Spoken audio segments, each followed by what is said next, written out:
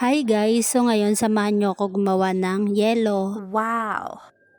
Dahil sa sobrang init dito sa aming planeta, so yung aming yelo ay mabilis mabenta.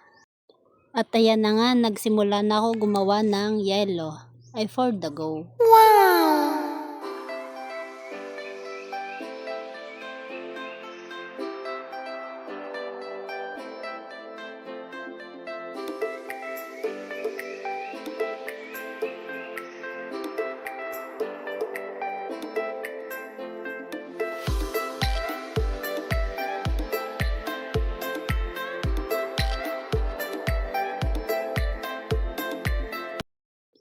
Dahil tapos na tayo gumawa ng yelo, so ilalagay na natin sa ref.